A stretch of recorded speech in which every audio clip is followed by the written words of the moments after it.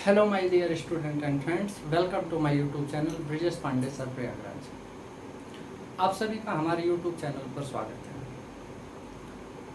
है। दोस्तों, आप सभी यदि हमारे चैनल को लाइक और सब्सक्राइब कमेंट्स न किए हों, न करते हों, तो प्लीज़ करना शुरू कर दीजिए और इसे शेयर भी करिए ज़्यादा से ज़्यादा लोगों तक। आप सभी के माध्यम से हमारे हर वीडियो को उन सभी व्यक्तियों तक पहुंच सके जिससे कि वो जो व्यक्ति इसे प्राप्त करना चाहते हैं या वास्तव में जो शिक्षा अर्जित के लिए पढ़ रहे हैं, वास्तव में किसी कंपटीशन की तैयारी कर रहे हैं, जिन्हें उसकी ज़रूरत है। दोस्तों, आज हम आपके लिए एक ऐसे वीडियो पर चर्चा करने वाले हैं, एक ऐसी क्लास पर चर्चा करने वाले हैं जो इतिहास का बहुत ही महत्वपूर्ण है। जैसा कि आप जानते हैं, मगध पर शासन मौर्य वंश का साम्राज्य या मौर्य साम्राज्य का उदय चंद्रगुप्त मौर्य के हाथों होता है। चाणक्य और चंद्रगुप्त मौर्य की कहानी आप सबने सुनी है और विस्तार सुने हैं और वास्तव में जानते भी होंगे। हम उसके एक और महान शासक बिंदुसार, जैसा कि आप जानते हैं कि चंद्रगुप्त मौर्य के बाद उनका लड़का बिंदुसार गद्दी को संभालते हैं। बिंदुसार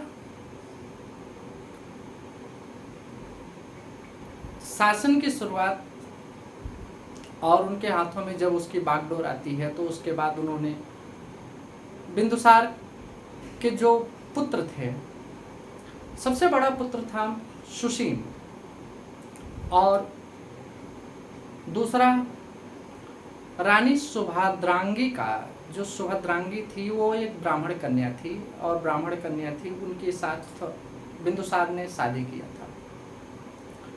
और बिंदुसार से जो उत्पन्न हुआ था लड़का, उसका नाम था अशोक।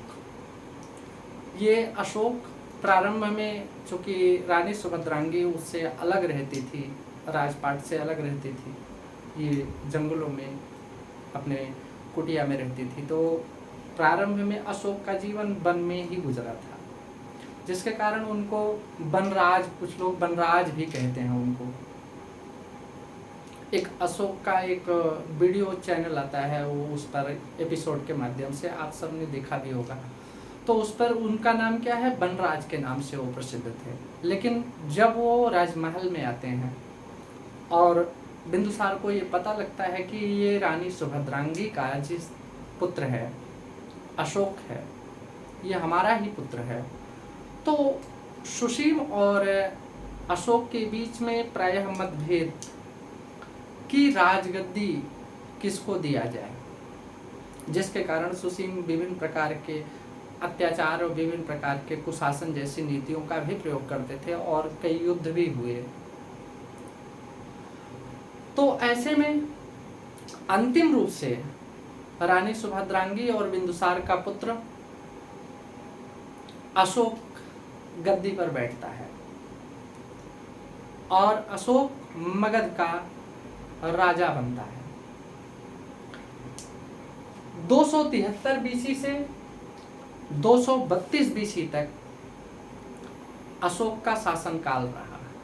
अशोक मौर्य साम्राज्य का सबसे लंबे समय तक शासन करने वाला राजा भी रहा है। अशोक धीरे धीरे धीरे धीरे बहुत ज्यादा विख्यात हुआ। तो हमें स्मरण रखना है कि अशोक किसका पुत्र था, बिंदुसार का पुत्र था। उनकी माता का नाम क्या था, सुभद्रांगी, जिसे बिंदुसार रानी धर्मा के नाम से पुकारते थे। अशोक अपने जीवन काल में कई महत्वपूर्ण निर्णय लिए और कई महत्वपूर्ण कार्य किए, इसलिए इन्हें महान अशोक या अशोक महान के नाम से संज्ञा दी जाती है। अशोक ने उन्हीं कार्यों में से एक ऐसा कार्य किया, शिलालेख। शिलालेख का तात्पर्य होता है शिलाओं पर अंकित, शिला माने होता है पत्थर, जो पत्थरों पर को काट कर या पत्थरों पे छोटे छोटे टुकड़े बना करके पत्थरों पर जो लिखावट होती है, अंकित किए जाते हैं, अक्षरों का अंकन जो होता है, उसी को ही शिलालेख कहते हैं। अशोक ने अपने शासनकाल में 14 शिलालेखों का उल्लेख किया है। 14 शिलालेखों का जो है उन्होंने वर्णन किया है, 14 शिलालेख उन्होंने बनाए हैं। उन 14 शिलालेख सिविल सर्विसेज में आने वाले हर परीक्षाओं में लगभग महत्वपूर्ण होता है कि ये 14 शिलालेख कौन कौन से हैं और 14 शिलालेख में क्या क्या वर्णन किया गया है, इसकी चर्चा हर परीक्षा में की जाती है। तो आइए हम उसी की चर्चा करेंगे। शिलालेख का तो आशा है शिलालेख का मतलब क्या है आपको समझ में आ गया होगा। अशोक और बिंदुसार और जो है चंद्रगुप्त के तीनों के गुरु चाणक्य ही थे, जैसा कि हम पिछले वाले वीडियो में बता चुके हैं आप सबको। अशोक के शासनकाल की शुरुआत 273 से 232 बीसी तक होती है। इन्होंने जो शिलालेख बनवाए अपने, उस शिलालेख में प्रथम शिलालेख में कहा गया है कि पशु बलि की निंदा की गई है, अर्थात पशुओं की जो बलि है, पशुओं की जो हत्या है वो नहीं किया जाना चाहिए और सभी प्रजा राजा की क्या है, संतानें हैं। दूसरे शिलालेख में कहा गया है, दूसरे शिलालेख में अशोक ने मानव और पशु से संबंधित कल्याणकारी कार्य का उल्लेख किया है। इन्होंने कल्याणकारी कार्य के विभिन्न प्रकार के कल्याणकारी कार्यों का ही उल्लेख किया है, जैसे कुआं, सड़क का निर्माण, सड़क के किनारे छायादार वृक्षों का निर्माण, चिकित्सालय व्यवस्था का निर्माण करना, मानव और पशुओं के लिए चिकित्सा व्यवस्था का निर्माण करना, और साथ ही साथ इन्होंने अपने राज्य सहित अपने राज्य के साथ साथ इसका दक्षिण के पड़ोसी राज्यों में भी इस सुविधाओं का उन्होंने विकास किया। तीसरे शिलालेख में इन्होंने राजकीय अधिकारी युक्त रज्जुक प्रादेशिक को हर 5वें वर्ष दौरा करने का, राज्य के अंदर हर 5वें वर्ष उन्हें दौरा करने का उन्होंने आदेश दिया कि ये अधिकारी जो मुख्य अधिकारी हैं, इन अधिकारियों को अपने क्षेत्र में हर 5वें वर्ष दौरा करना चाहिए। चौथे इन्होंने अपने शिलालेख में धर्म आचरण के भेरीनाद द्वारा धम्म का उद्घोष किया है। धम्म क्या है? धम्म में देखिए, जो धम्म है, धम्म का तात्पर्य होता है धर्म का आचरण।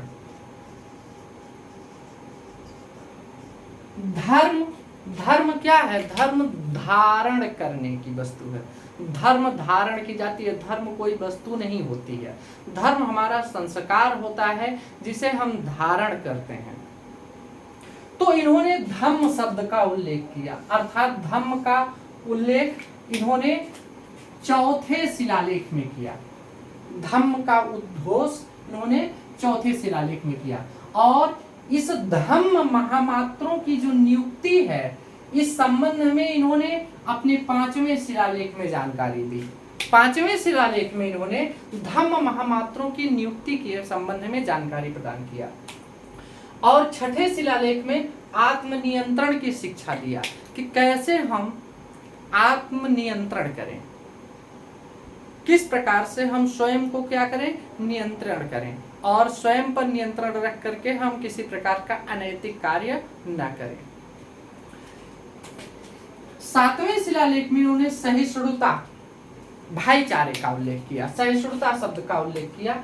और 8वें में इन्होंने सम्राट धर्म की यात्रा, सम्राट की धर्म यात्रा, कि सम्राट जो राजा होता है वो किस प्रकार अपने धर्म की यात्रा का शुरुआत करे, प्रारंभ करे। और इन्होंने इसी में ही 8वें शिलालेख में ही बोध गया के भ्रमण शब्द का उल्लेख किया है। बोध गया के भ्रमण का उल्लेख इन्होंने 8वें शिलालेख में किया है।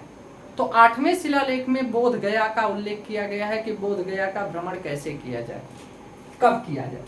और 9वें शिलालेख में इन्होंने धर्म समारोह सच्ची भेंट व शिष्टाचार, धर्म समारोह किस प्रकार किया जाए, और सच्ची भेंट व शिष्टाचार, राजा से उनकी प्रजा कभी भी आकर के उनसे मुलाकात कर सकती थी, अपनी फरियाद लेके, उसके लिए कोई रोक टोक नहीं किया इन्होंने। इसका उल्लेख 9वें शिलालेख में है। 10वें शिलालेख में अशोक के आदेश की चर्चा की गई है।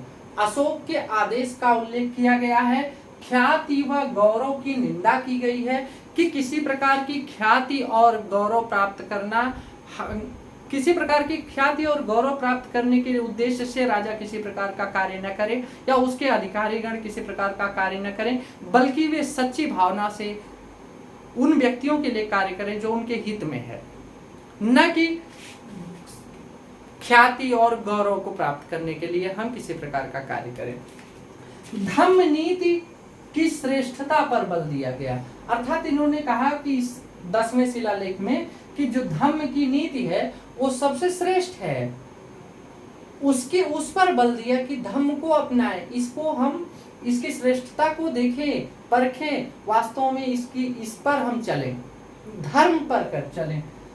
और 11वें शिलालेख में है धम्म नीति की व्याख्या। इन्होंने धम्म नीति की जो व्याख्या किया वो अपने 11वें शिलालेख में किया है। 12वें शिलालेख में अशोक सर्वधर्म समभाव एवं स्त्री महामात्य की चर्चा किया है। इन्होंने स्त्री महामात्य की चर्चा, अर्थात जो महामात्य की नियुक्ति होती थी उनमें स्त्रियों को भी शामिल किया इन्होंने अपने 12वें शिलालेख में। और सभी धर्मों को इन्होंने क्या किया, समान रूप से, सर्वधर्म समभाव, सभी धर्मों को समान भाव से, समान रूप से इन्होंने देखा, कहा कि कोई धर्म अलग अलग नहीं, सभी धर्म क्या है, अपने आप में श्रेष्ठ है। सभी धर्मों का समान रूप से पालन किया जाना चाहिए, सभी धर्मों को समान, उन्हें समानता दी जानी चाहिए, किसी धर्म का तिरस्कार नहीं किया जाना चाहिए। इसका उल्लेख इन्होंने 12वें शिलालेख में अपने किया है। और 13वें शिलालेख में कलिंग युद्ध, पड़ोसी राज्य, और सबसे उल्लेख है कि आटविक जातियां कौन है, ये आटविक जातियां जो अपराधी प्रवृत्ति की थी, अपराधी प्रवृत्ति की आटविक जातियों का उल्लेख किया है इन्होंने। तो कलिंग युद्ध का वर्णन किस शिलालेख में है, 13वें में। पड़ोसी राज्यों का वर्णन किस शिलालेख में है, 13वें में। और आटविक जातियों या आपराधिक जातियों का उल्लेख किस शिलालेख में है, 13वें में। लेकिन ध्यान दीजिएगा, दूसरे शिलालेख में जो पड़ोसी राज्यों का उल्लेख हमने किया वो पड़ोसी राज्यों में कल्याणकारी कार्य की सुविधा उपलब्ध कराने के लिए इन्होंने किया था। तो दूसरे में केवल पड़ोसी राज्यों का उल्लेख तो है, लेकिन पड़ोसी राज्यों में इन्होंने कल्याणकारी, दक्षिण के पड़ोसी राज्यों में इन्होंने कल्याणकारी कार्यों को क्या किया, उपलब्ध कराया था। क्लियर हो गया। 14वें शिलालेख में अशोक ने जनता को धार्मिक जीवन बिताने के लिए प्रेरित किया और ये बताया कि जनता को अधिक से अधिक धार्मिक जीवन व्यतीत करना चाहिए, ईश्वर में आस्था रखनी चाहिए, किसी प्रकार का लोभ या अनैतिक कार्य नहीं करने चाहिए। लोभी प्रवृत्ति के जीवन का त्याग करते हुए हमें धार्मिक आस्थागत जीवन का आस्थागत जीवन को क्या करना चाहिए, व्यतीत करना चाहिए। इस प्रकार आपके समक्ष अशोक के महत्वपूर्ण 14 शिलालेखों का वर्णन किया गया है, जिसे हमने विस्तार सहित आपको एक एक करते हुए बताया है। तो अशोक एक महान शासक थे और उनकी महानता इन शिलालेखों के आधार पर भी देखी जा सकती है। आशा है आप सबको ये हमारा वीडियो पसंद आया होगा, तो अधिक से अधिक लोगों तक इसे शेयर करना ना भूलिएगा, लाइक कमेंट जरूर करिएगा। ठीक है, थैंक यू।